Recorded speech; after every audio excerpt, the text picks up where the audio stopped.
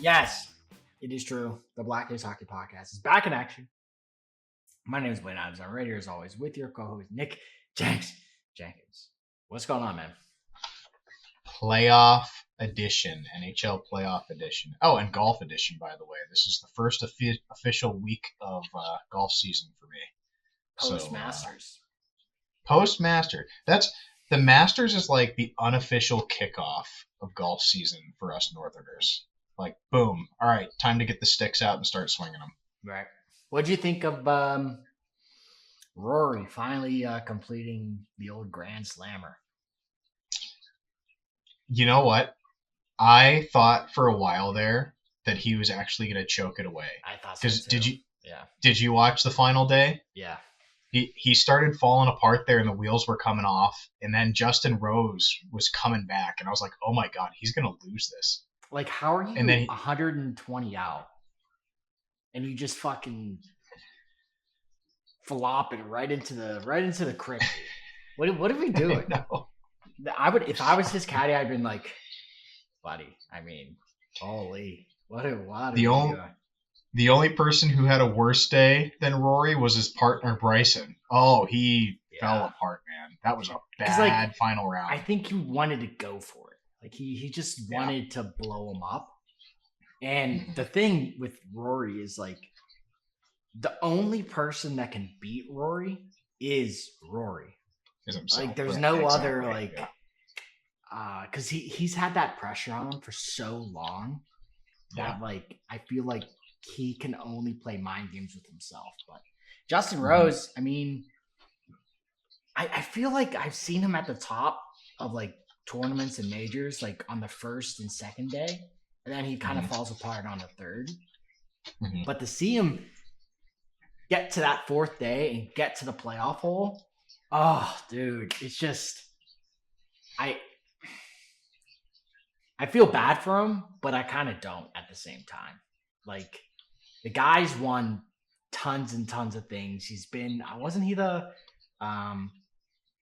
European rider captain? I think you're right about that. Yeah, I don't know. Has Justin Rose won majors? I don't know. That's your job to know. I just say things. You're the stat guy. I'm looking it up.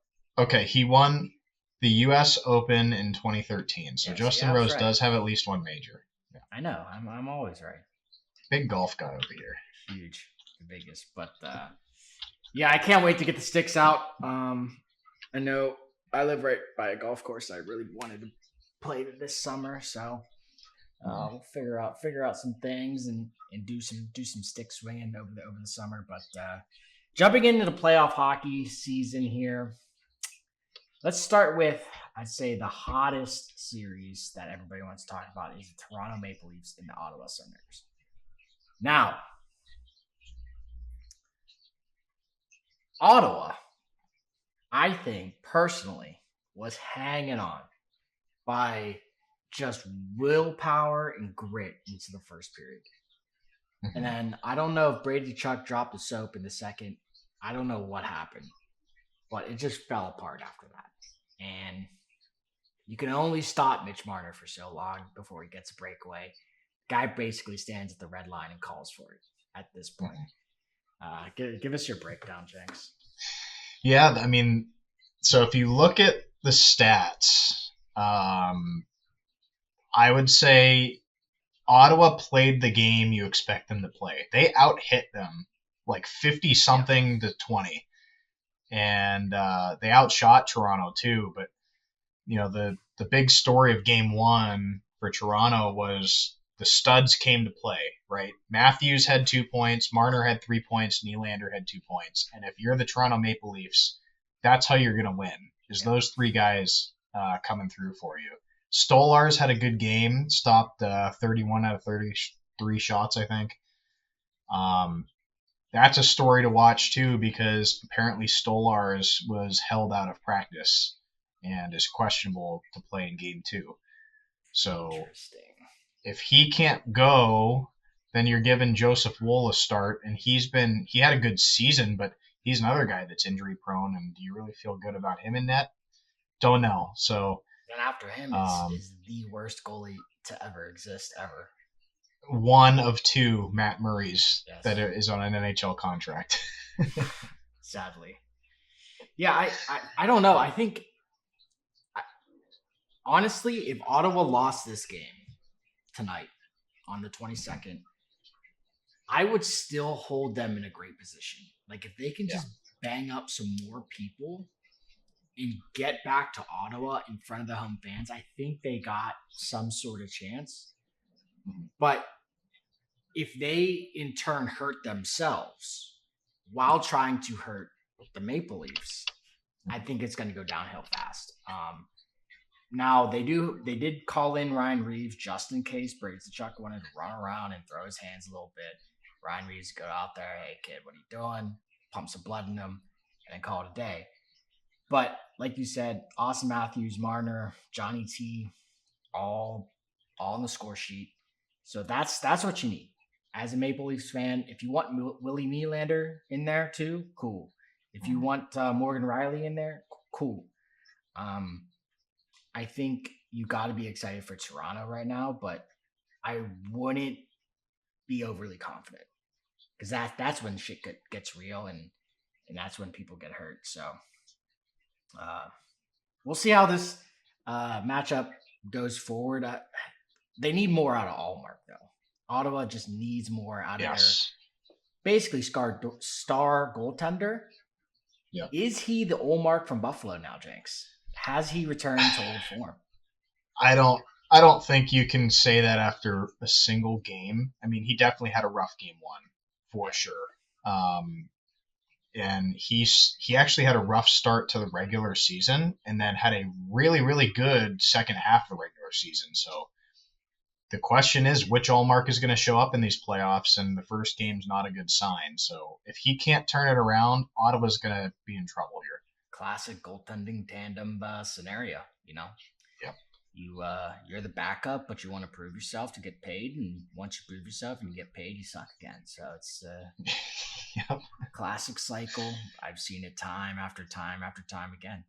How many more Yep. Pittsburgh Penguins goalies need to be burnt at the stake to let everybody know their lesson? But moving on. But you know who likes burning people at the stake, Jenks? Tell me. Satan. Satan likes doing that. And who's best friends with Satan? The devil. That's what that is. And we're talking about What the a New segue. Jersey Devils What and a segue. their breakdown woes. Jack Hughes, is this guy ever going to come back and like lead his team to the cup, Jenks? Can New Jersey win without Jack Hughes? So not only Jack, I think the answer to that question is pretty simple. It's no.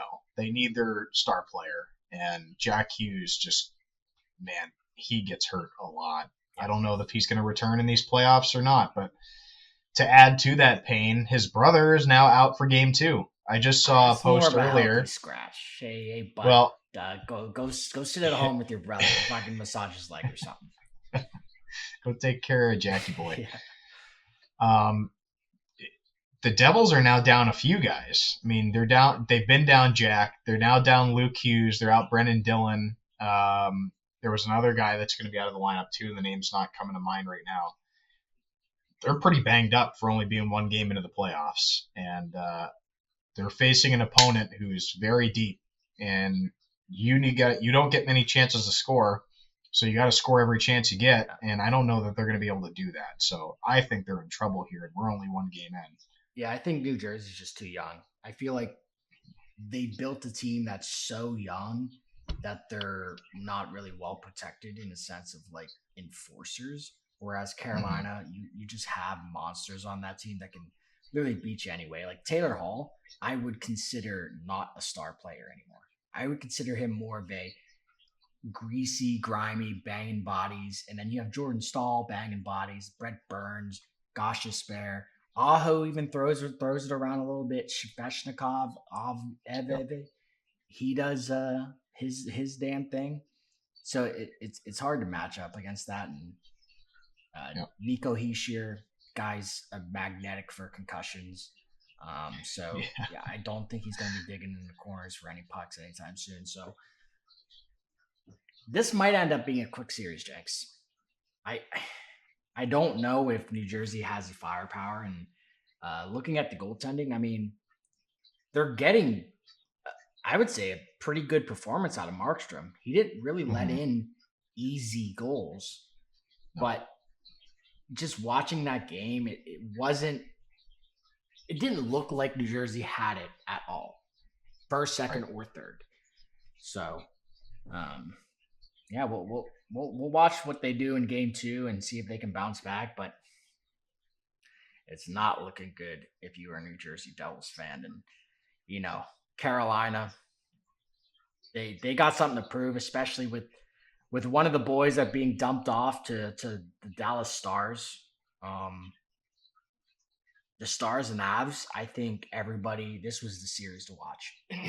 If there was one series this playoffs, I think this one is a crime shame. Every sports analyst, every podcaster, every hockey enthusiast hated that this came up in the first round.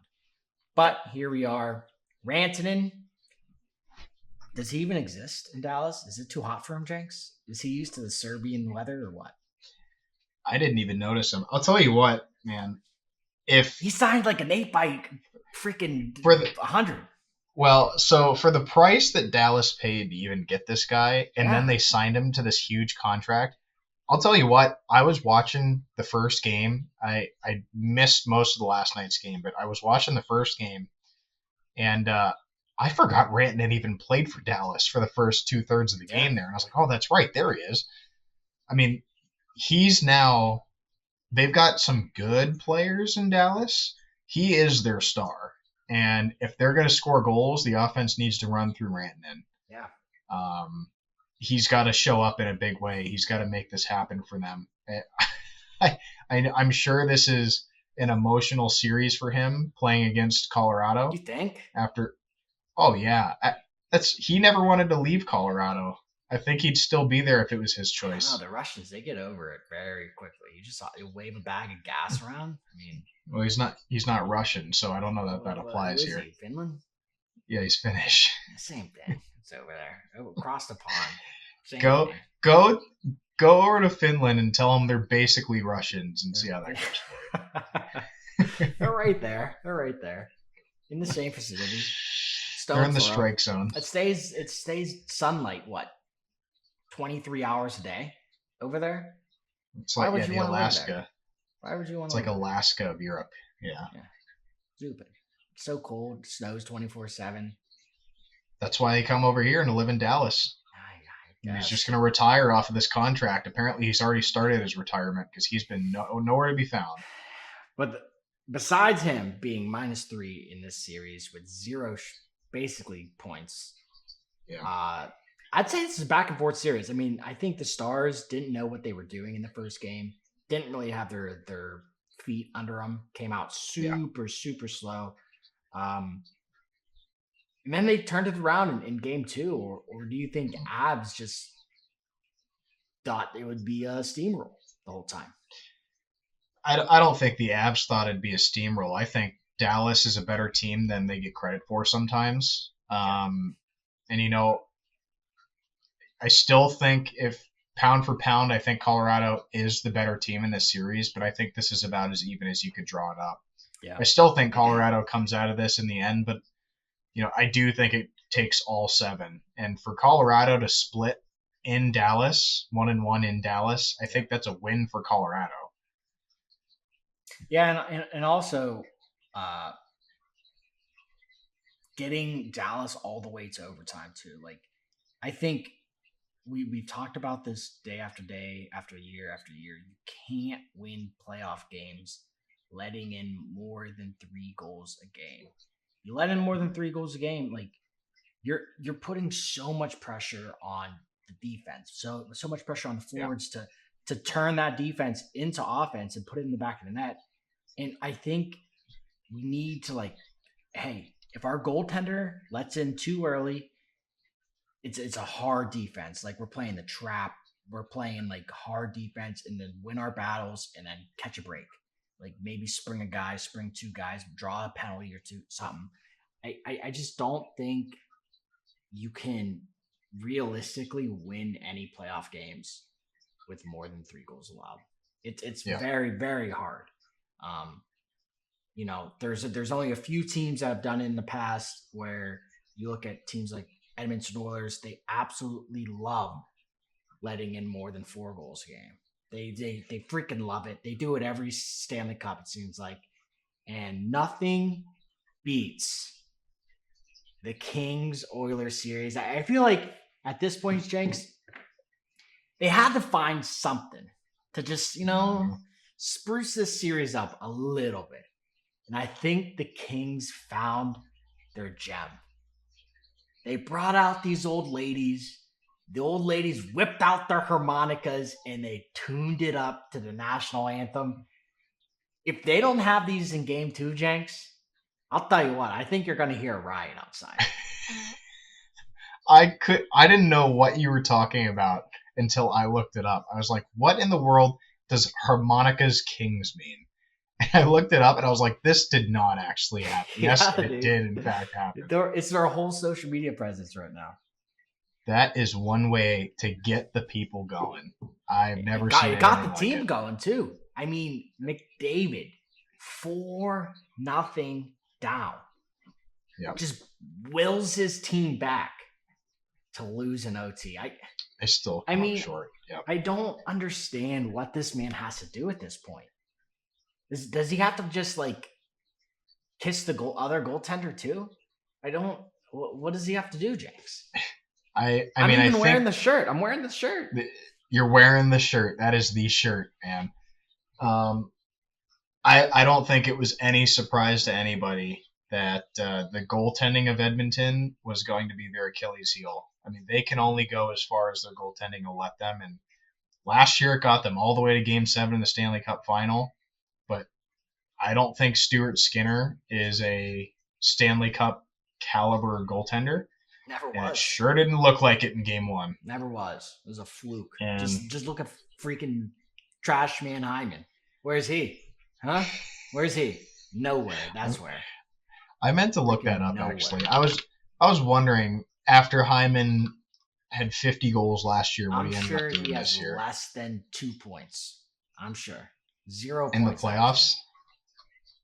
You think he has 2 points in the playoffs? Is the new Hyman. So 100%. He had 54 goals last season. He has 44 points this season. Points. He has less points this season than he had goals all of last season. Because he's a trash bag. Trash man. That's who he is. Like, he's the trash man. How many goals? He had 27 goals and 17 assists. Sick year. They must have just started watching the front of the net. Like, where he stands, teams were like, huh, there's a blind spot somewhere. Hyman's there. God, man. I don't know. I don't understand how people picked Edmonton to go all the way, because I don't. Yeah. I don't think I ever saw them getting past round 2. But if they lose to round 1 to the Kings, Jenks, you might see Edmonton burn down. You might see a riot, a mini Vancouver, some would say. Oh, I guarantee that. And, guarantee it. Some were even saying a Canadian Stanley Cup. I was watching some of the TNT broadcasters and some of the teams that they were picking. Jets, Leafs, Edmonton Leafs. Like, get out of here. What are we doing? Like, yeah. Come on. This freaking America. No Canadian team's gonna be in there. Come on. What are you doing? Moving over to the other side of that Western Conference, the Knights Wild. I mean, 2 teams that are basically juggernauts, but the one team that is just way too big for their britches is the Vegas Golden Knights. I mean, they just do it. They just do it time and time, and they can have an ancient goalie. They can have a druggy goalie. They could have a nobody goalie. It don't matter, Jenks. They just do it. And they're massive. Their showers got to be awesome. I don't. How do you stop a team like this, Jenks? I don't know. I don't know the answer. They're a tough matchup, especially for Minnesota, who is probably a little bit undermanned right now. Outside of Kaprizov, I mean, they've got some young talent, but it's another team like we just talked about with New Jersey's pretty young, and I'm sure we'll get to it. Montreal is super young. I think Minnesota's just in this sort of transition period where they're starting their old regime, I'll call them, are starting to age out, and these young guys are just getting their first taste of playoff action, and they're going up against a team full of 6'3" veterans in Vegas, and that's a tough matchup for anybody. So Vegas just finds a way; they just get it done, man. I wouldn't want to play them. Yeah, and you just have to tip your hat because I think when you're a GM trying to build a team for the long run, Minnesota definitely has a lot of young guns, but they just don't have the old guard to get them across. And you need that depth in the playoff. Like, I always go back to watching the HBK line work. Like, nobody would have thought that going into the playoffs, or nobody would have thought like something like that could just push your team so far, so deep, then let your star players work by themselves. Because guess what? If Sid and Malkin are producing, you have an extra line of just dominance. And I think that's what you need in the Stanley Cup playoffs. And that's why the trade deadline is so important, like to get those rental players, or even like to get those 3-4 year players to in your lineup. And I mean, Minnesota tried. They brought in that Zebi kid, and he got his. You'll never figure out how to say his name. I don't know. Why are we making names hard, Jenks? Whatever. He does have Chris, a tough name. Jake or Chad. Nope. Like whatever happened to those. Now we name our kids Zayav. Yeah, like what are we doing? Just Z. I'll call him Z. All right, we'll call him Z. Big Z. He got his debut, so good for him. I really enjoy that kind of the commonplace where like, hey, give the rookies their own lap. It's not like hey, stand in front and then we're gonna walk out and then we all stop. Like it's kind of a normalized thing now. Like they go out, no Bucky, let the wind blow through your hair for a minute and get after it. So pumped to see that happen for him. Covering the last team on that Western Conference side, the Jets and the Blues. Jenks, break it down for us. All I have to say about this series is the Blues stink. That's it. That's all you need to know. Okay. If you haven't watched a second of this series, all you need to know is that the Blues stink. Your boy scored, though. My boy. Which one is my boy? Jimmy Snuggerud. Jimmy. Well, he's a brand new Blue, so he doesn't stink yet. Okay. He just started with the Blues. Everybody else stinks. Hellebuck he was the story last year, and he just crumbled in the playoffs. And so far, he's answered this year. He's looked pretty good.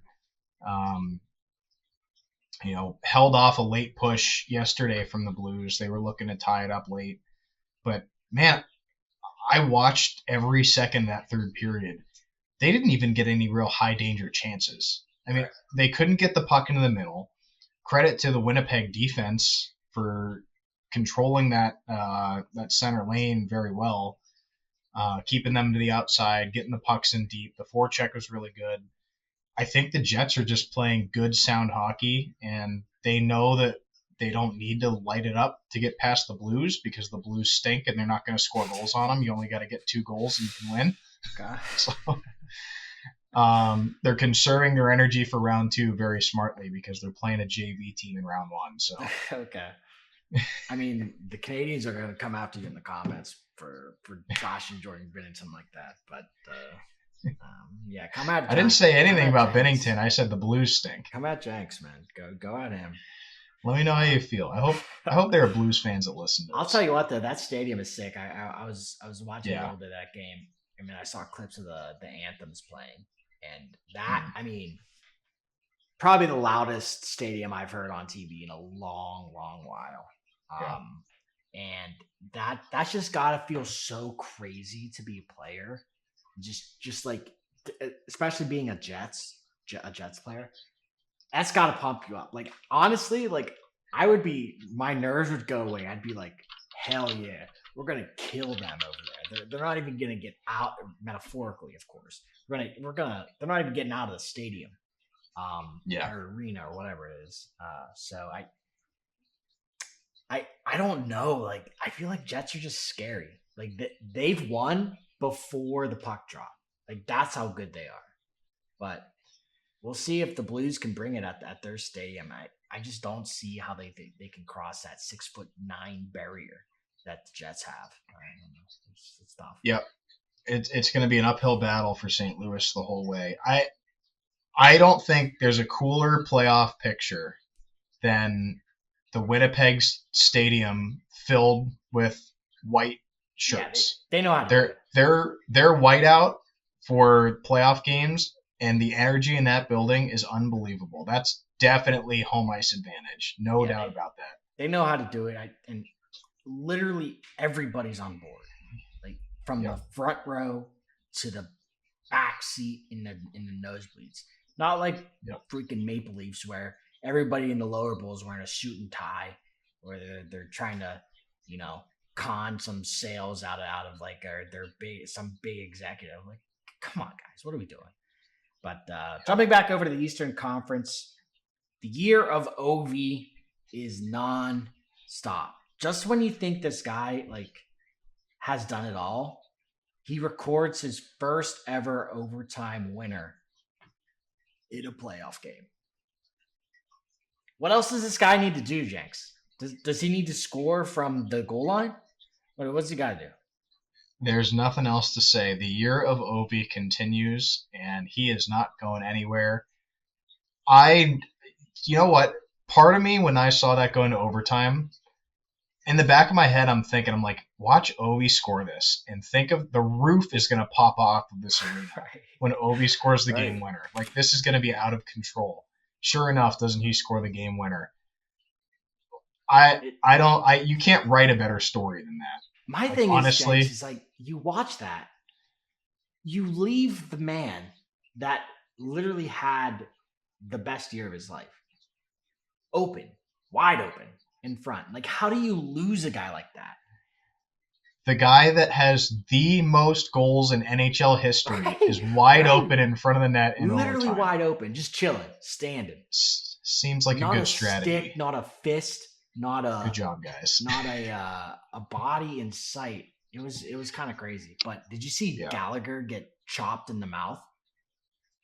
Yes, I did see that too. Like the yeah. guy doesn't have guy needs more teeth removed. Like what are we doing? He's already missing most of his teeth, so I'm sure it wasn't too much work for the dentist. But I mean, overall, it was a pretty good game. To me, I thought the Caps were gonna blow it because this is kind of like the Caps hockey that we know, that is kind of back to normal, back to basics, where they get up, they get super hyped, and then they just tank the rest of the game and they forget about actually winning the game. In Montreal, I just think they need to figure out how to get past Logan Thompson in the first and second. You can't wait to the third period and use all your juice and all your momentum, and then try to win games 3-2, 4-2, 5-4. You just can't. That's so much energy and so much mental capacity. I hate reffing those games too. Like it's like 5-0. All of a sudden, you wait till the last 3 minutes, and now it's 5-4. Great. So somebody's going to take a swing at somebody's head. Somebody's going to punch somebody in the throat now. Somebody's going to nut check somebody. Like, why? Just score during the first and second chance. It's that simple. You got 40 minutes to do whatever you want to do. Why wait to the last 20? I don't know. I don't know if it's like a conserving energy. I don't know what to tell you. I agree with you. I don't know what to tell you. I hate it. I'm Fix sure it, it's Jenks. way worse Fix as a ref. I'm sure from your experience as a ref, you're like, this is the worst possible outcome. Oh, Like somebody just scored. Yeah. Did you see that one penalty call? Uh, PK Subban was banging on it a little bit, and it led to the game winner. Oh, it was OT. Uh, Somebody got like hit from behind, kind of in the corner, but like the guy kind of just like flopped, and the ref called it as a rough, but it was an OT that led to the setup of OV's OT winner. Now, I was watching that.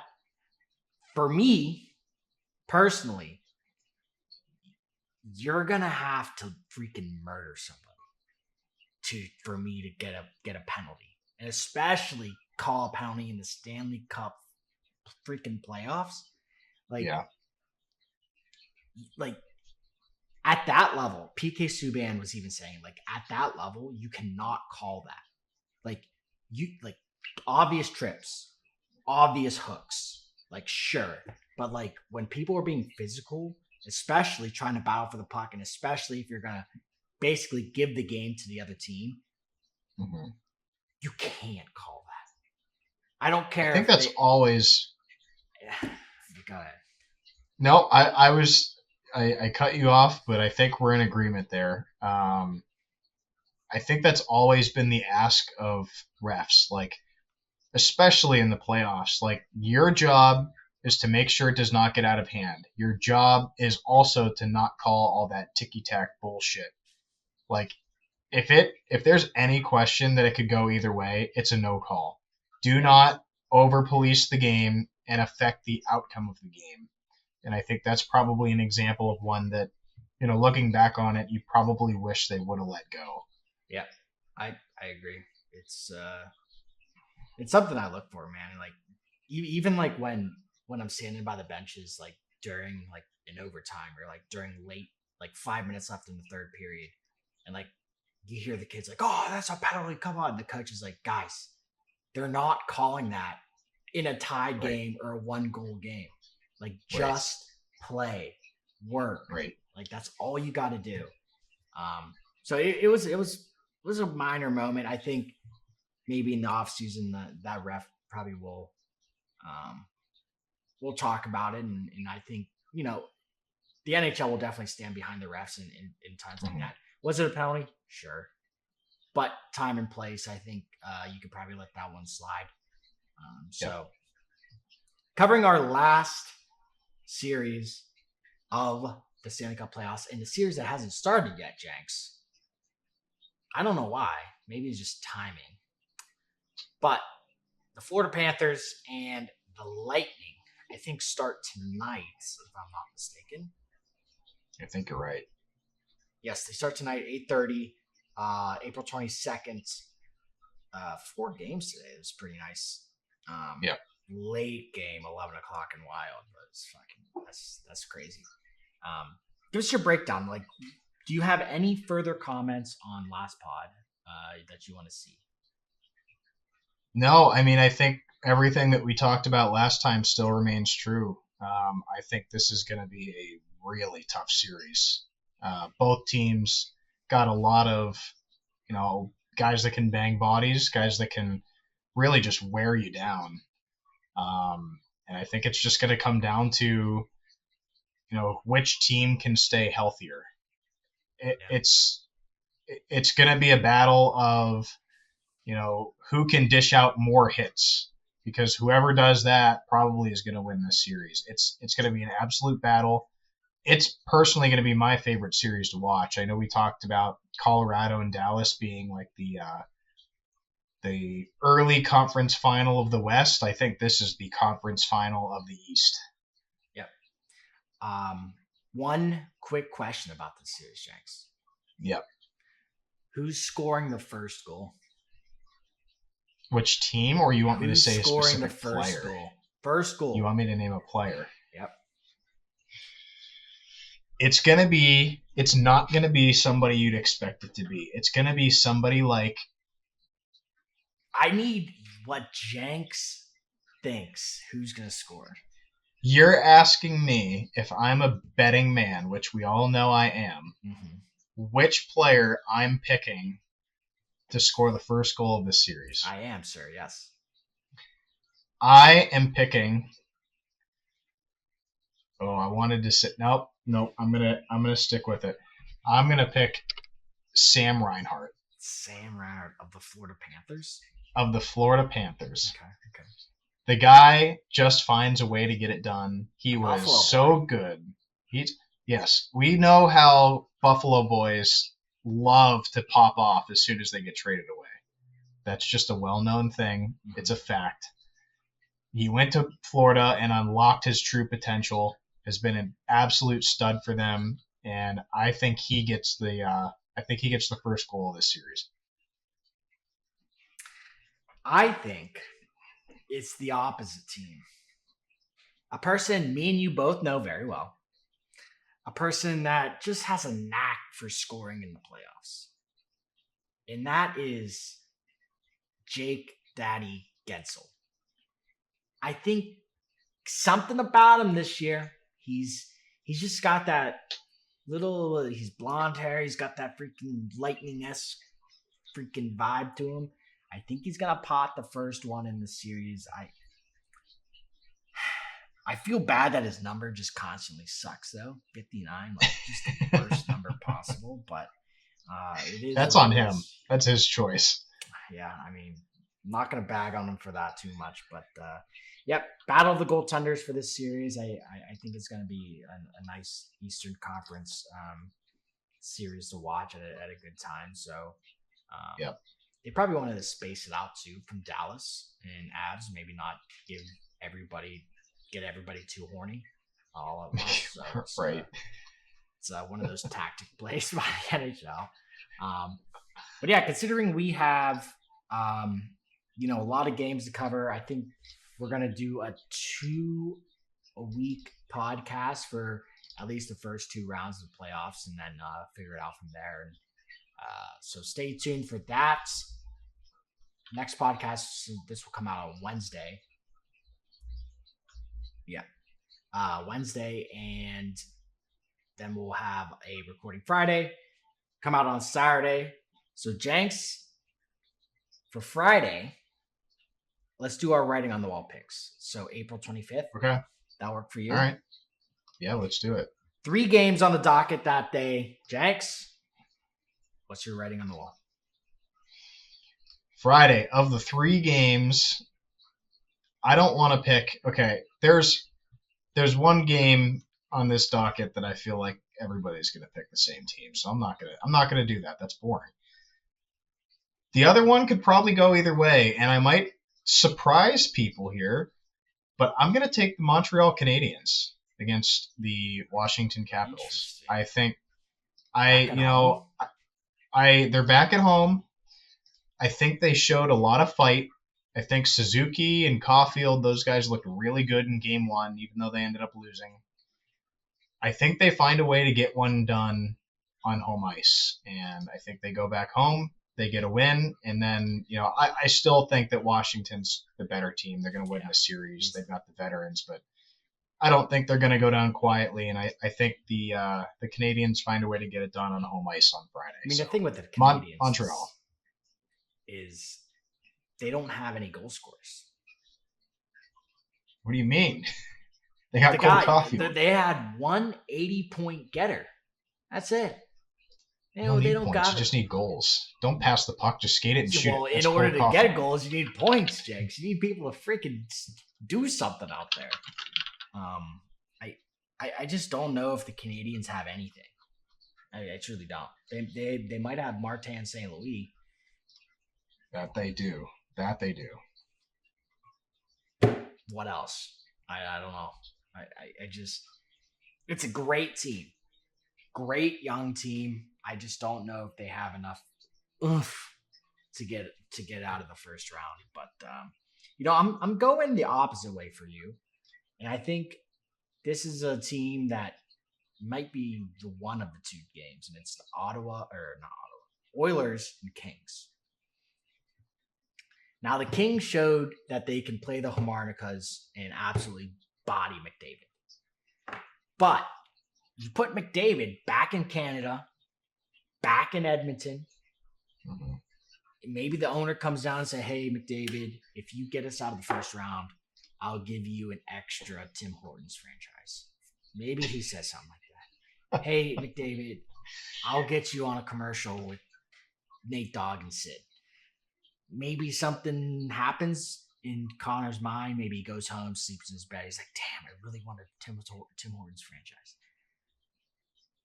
I think McDavid gets it done. I don't see the Kings really taking home this series. They had a great stunt in game one. Jeff Zadkoff, won game one as well for the Penguins. Sure, cool. Not going to happen again. Oilers 7-2, game three. Wow. Responsibly. That's a lot of points. 7-2. Well, McDavid's going to have like 10. McDavid on a warpath. McDavid's going to assist himself twice on 2 goals. You can call that. I can see that. And then Draisaitl's going to bury 5. Hyman might touch the puck once. McDavid has 4 points tonight. How? They only have 2 goals. Well, he passed it to himself. Right. Dude, some of the playoffs this year is just stupid. But, it is what it is. I think hockey in general is so back. I think there's a lot of eyes on hockey this year, and it's fun to be a part of. And any last words for the people, Jenks? Let me let's finish off with this. I'm curious, after we've gotten a taste of playoff hockey, how do you feel after getting the first round of games? How do you feel about your Stanley Cup pick? Are you nervous, or you still feel good about it? Who did I pick for the Stanley Cup? You don't even remember who you picked? I think Dallas or Jets and Caps. Florida, maybe? I don't know who you picked. I know I picked Florida. Something like that. Yeah, I mean, I think it's the Jets. I mean, it was so easy to pick them out of the Western. But I can't see a Canadian team winning, no matter, because the thing with Canadian teams, Jenks, is you have a whole country on you. Like, even if you're a Maple Leafs fan, an Ottawa fan, once you lose, you're now a Jets fan. Yep. Or once the Oilers lose, like, you're now a Connor Hellebuck diehard. And it's just like that amount of pressure. I just don't see a team overcoming. McDavid tried to last year, didn't work out. It's so hard, and the Canadian media, especially towards hockey players, is absolutely ridiculous. So they're gonna ask McDavid what he brushed his teeth with, and he's gonna go off like, "Brother, like, I'm focused on the playoffs. Like, why are you talking about Colgate right now?" Like, So it's one of those things where I think outside forces are at play with Canadian teams, and I just can't see them winning. Yep. Fair. What about you, Jenks? Well, you see your Stanley Cup still in the play?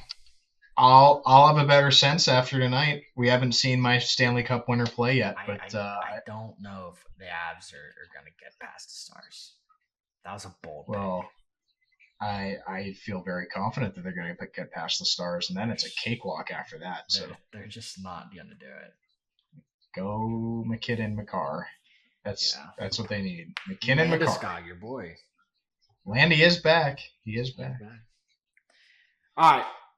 I am your co-host, Blaine Adams. I'm right here as always with your co-host, Nick Jenkins. We're out of here.